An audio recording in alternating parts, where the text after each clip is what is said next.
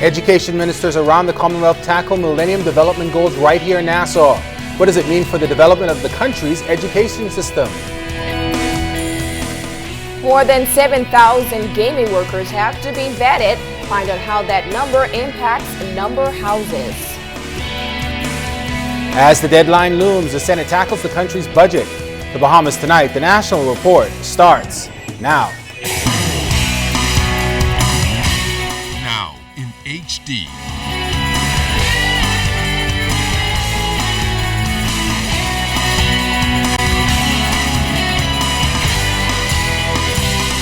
ZNS Network presents The Bahamas Tonight. This portion of the news brought to you by BTC Every Day.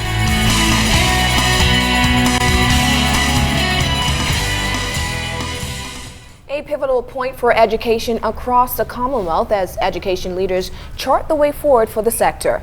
Good evening, everyone. I'm Charisma Robinson. And I'm Chris Saunders. Thank you so much for joining us. Delegates today focused on quality in education and private sector engagement. They also heard presentations relative to this year's theme of performance, paths, and productivity.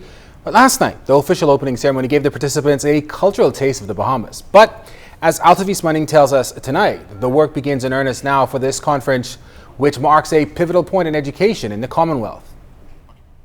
We must aspire to a standard of excellence that is unbiased to those seeking an education and provide an educational product that promotes excellence and is relevant.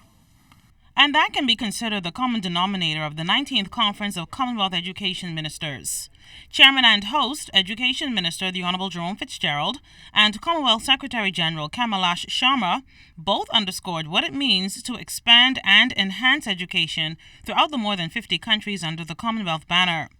But it was Prime Minister the Right Honourable Perry Christie who emphasized how education holds the key to overcoming many social challenges. In the United States, the 2010 census showed that a black man with a high school diploma was 70% less likely to be imprisoned than one with no diploma. In its 2013 Health at a Glance report, the OECD shared a statistic even more worthy of our attention.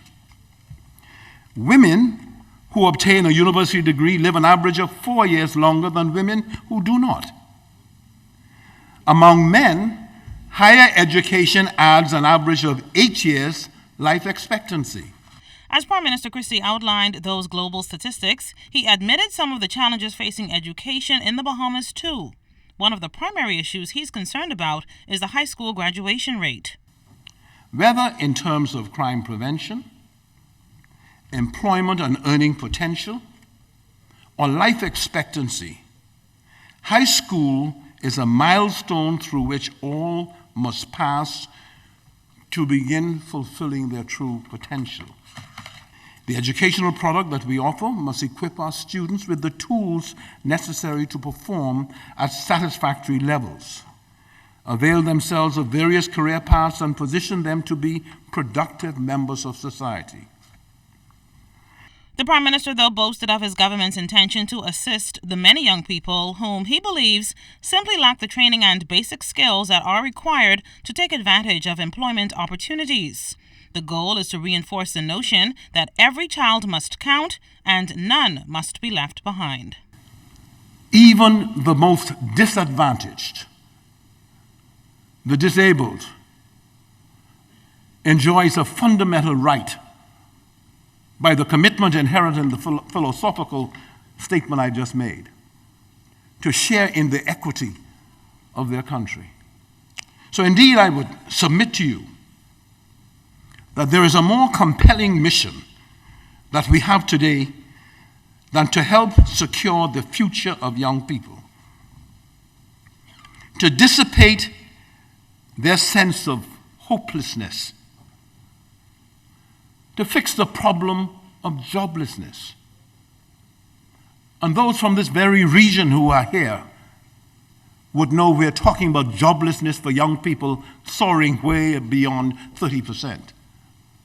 Altavis Mannings, ZNS Network News. Altavis Mannings now joins us live from the Atlantis Theatre, where the actual conference has started today as they tackle some very important goals, including the the trying to tackle the Millennium Development Goals that came out in 2000. Alto.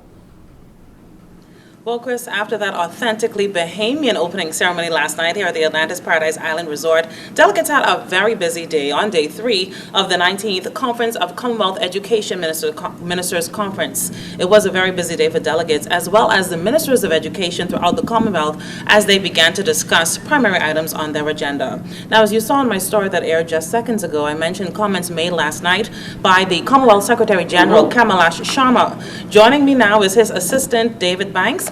And Mr. Banks, I just want you to tell me, how is the Commonwealth a grand family of nations?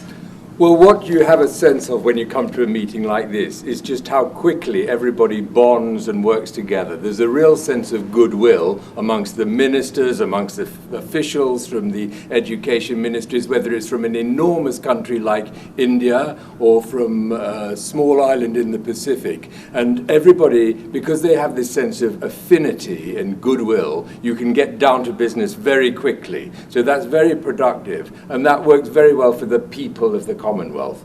And of course, this conference is about the people of the Commonwealth. The Commonwealth Charter starts with the words, "We, the people of the Commonwealth." And there's always a big sense of that at Commonwealth meetings. And it's helped enormously by the fact that alongside the meeting for education ministers, there's a meeting for youth. There's a meeting for the stakeholders, such as the university vice-chancellor. There's a meeting for teachers. And so you really have a sense of the people of the Commonwealth and the ministers responsible for making policy decisions working together and taking part in this global sense of working together for the common good. Mr. Banks, last night the Commonwealth Secretary General mentioned that this is the first time this conference has been held in the Caribbean for a very long time. What are the delegates saying about being here in the Bahamas? Well, it's wonderful to be back here in the Bahamas, and of course this is the biggest ministerial meeting of the Commonwealth, and so it's a great act of generosity on the part of the government and the people of Bahamas to bring this meeting back here to the Caribbean after 25 years. And of course the welcome that we've had has been outstanding. The Bahamian people. And what I'm struck by is you see the colors of Bahamas everywhere, but most of all in the clothes of the people of the Bahamas. But it's wonderful that there is here the beating heart of this worldwide Commonwealth in the Commonwealth of the Bahamas. Thank you so much. Nice to meet you, Mr. Banks. Thank you. As you heard from Mr. Banks, the delegates are enjoying themselves here in the Bahamas, and we encourage you to stay tuned to the ZNS Network for full coverage of this week's 19th Conference of Commonwealth Education Ministers. Reporting live from the Atlantis Paradise Island Resort, I'm Altaviz Munnings, ZNS Network News. Back to you in the studio. Thanks so much, Alto. It may be a while before the public knows which web shops have secured gaming licenses. Minister with responsibility for gaming explains why additional time is required. Cleopatra Murphy has more. Gaming Minister the Honorable Obi Wilchcombe says government has extended the transitional period for the web shop sector to allow the Gaming Board additional time to process large volumes of work still to be done. Some 1,750 employees have to be vetted, and Wilchcombe says control systems must be in place to balance interactive gaming along with money laundering and terrorist funding controls. I have instructed that we must be as diligent as possible. We must not take shortcuts because taking shortcuts will hurt us internationally. We are abiding by the FAFT guidelines and all other international organizations. Wilchcombe did not specify how long the extension would be, but says the Gaming Board has an internal deadline that he did not reveal. In addition, he says officials are ensuring that banks are kept updated on all information they are receiving to assure them that proper monitoring is in place and web shops are complying with regulations. We have 621 houses that are in fact open throughout the Bahamas. Some 20 have closed.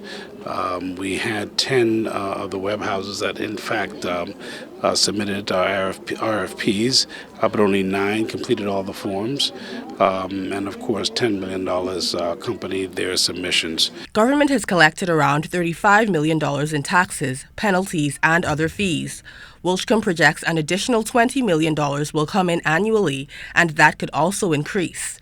He says web shops have been cooperative despite 1 or 2 issues that came up. One house, for instance, opened facility, and many thought that they did not have permission, but in fact they had listed that as a business that was to open, and another company I think has done the same thing. As to how many web shops will be granted licenses, the minister says that remains up in the air until sufficient information is gathered. At one point I said no less than about 8.